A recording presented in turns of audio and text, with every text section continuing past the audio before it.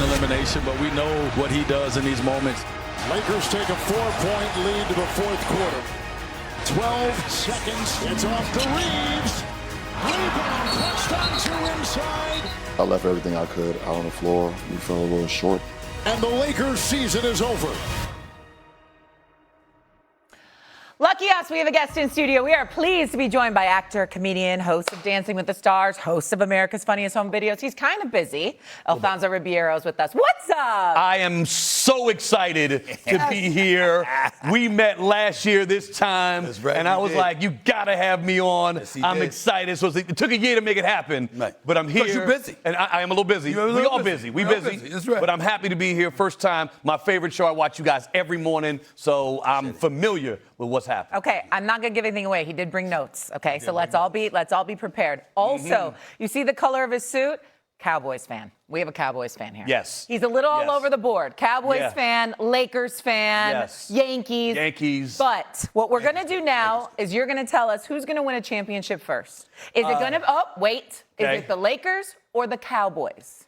Well, I got to go with the Lakers. I'm going to go with the Lakers having the better chance, even though my Cowboys have been letting me down for decades. It's because we do have Luka. We've got a center point. We've got a star. We've got someone who could take them there. Yes, Rob Pelinka has to put some good pieces around him to be able to bring out what he does well on offense. We've got to get some 3-and-D guys that can take care of the defense and lock down whoever on the other side is delivering their offense. We've got to get better defensively. There's no question. So in other words, you got to get a basketball team. You said everything. You said everything. No, I ain't saying everything. This. But we need one or two pieces. We need one or two pieces that can 3-and-D, and I think there's a good chance that we could at least battle OKC for the championship. The Cowboys, yeah, there's a lot that going on there wrong. That's right. A lot going wrong there. So I'm gonna go with my Lakers. The answer to this is none of them will win in the foreseeable future. Neither one of them. The Cowboys have improved defensively, but obviously they get in their own way. They franchise George Pickens. That's a mistake. He's going to be on the field making business decisions, not football decisions, because he wants a long-term deal, and this ain't going to cut it. So they get in their own way. No surprise there. Last time the Dallas Cowboys were relevant, you talk about an NFC Championship game. You know the last time they played in the NFC Championship game, Kobe Bryant was a senior in high school preparing for the NBA draft? Did you realize that? Do you realize that? I do realize that. I do realize that. You understand what I'm saying? That's why my heart is hurt. Bill Clinton was president. That's the last time the Dallas Cowboys have been in an NFC Championship game, not a Super Bowl, an NFC Championship game. The Lakers are a different animal. They can sit up there and make some moves, but the problem is Wemby's in the West. Shea Gilgeous-Alexander is in the West. Ant-Man is in the West. You just got too many obstacles in your way if you're the Los Angeles Lakers. So the true answer to this question, America, neither one of them going to win a damn thing. You said foreseeable future. Yes. That wasn't part of the question. All right. I'm just saying, they ain't winning. Which one's going to go first? All right. I'm saying one's got a road to get there. Okay. The other one, I don't see the road You know they just right got now. Dallas Cowboys have improved defensively. Offensively, they're a juggernaut. Absolutely. I mean, the answer to this question could easily be the Cowboys. We just know it's a black cat running around that franchise and something's going to happen. We going to get there. Doggy. We're going to get there. I think it's Dallas, too. Stevie gave you the great answer. To win a title, you got to beat Wembayama, Ant, and SGA. NBA teams and generations, Jordan won 6, Russell won 11, Bird won 3, Magic won 5. It's usually the one guy that wins all the titles. The NFL, you need the quarterback, but they have a pretty good quarterback in Prescott. I think there's more wriggle room to make a run. So I would think, and as Stevie said, they help their defense. I would think the Cowboys are a little closer to that than the Lakers. Okay, We so shall see. none We shall Lakers, Cowboys. Since we're bringing up the NBA, let's go there. We Okay. have this discussion on First Take a lot, and usually it involves MJ and LeBron in terms of the NBA's GOAT right now. Right. Alfonso, who's your NBA GOAT? So my GOAT is Cap, Lou Alcindor, Kareem Abdul-Jabbar. And the reasons why is we always got to have this conversation. There's stats, right? And we have the emotional conversation where we talk about MJ emotionally. The stats support Here we go into the my podcast. man. Okay, so we're both 6-time NBA champions. We got 5 MVPs for Michael. We've got 6 MVPs for Kareem Abdul-Jabbar. They're both 10-time All-Star first team.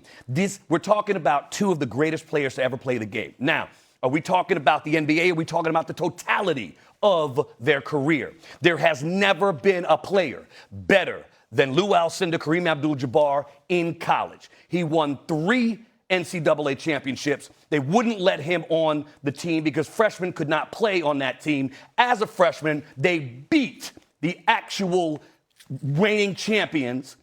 They have always won. He is the greatest hands-down player in college. When you look at the totality of his career, no one compares to what Kareem Abdul-Jabbar. At the end of a game, people talk about it all the time. Who do you want to win that shot to win a game?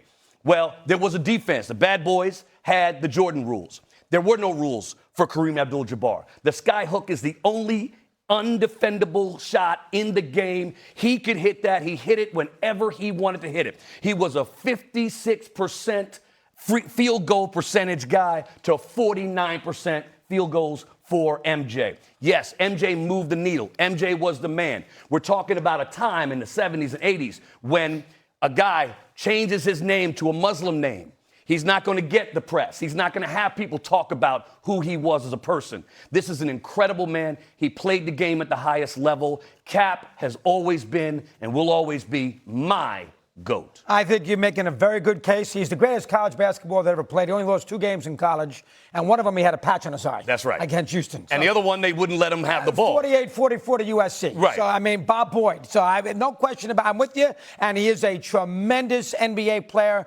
Unstoppable shot. He went into every game he played from 4th grade on where he was the focal point of his team. Mm-hmm. Every game the man played from 4th grade, when he was probably 6'5". He was almost 6 the guy. So I know that you would probably still say Jordan, and I think I would too, but you're making a tremendous case for Kareem You're making a tremendous case for Kareem, and I'll co-sign what you're saying by saying this.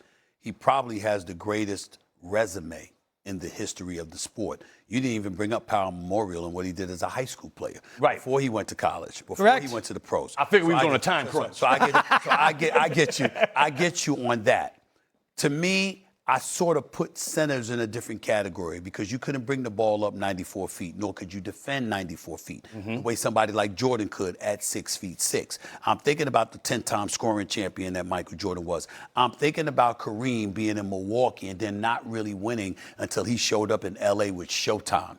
And Magic Johnson had to come there. And all of a sudden, this Showtime, you got a 6'9" guard leading a fast break with Worthy on one wing, Norm Nixon on another, and then Byron Scott thereafter, and Michael Cooper coming up the rear, the Michael Thompsons, the Kurt Rambises of the world as your teammates, even Bob McAdoo, let's not forget him and his contribution to the Lakers. When you're a center, there's so much assistance that you need because of your size and because of the role you played, that there is dominance that comes with it, a la him, Wilt Chamberlain, stuff like Shaq, stuff like that. But there's also limitations in terms of the 94-foot game.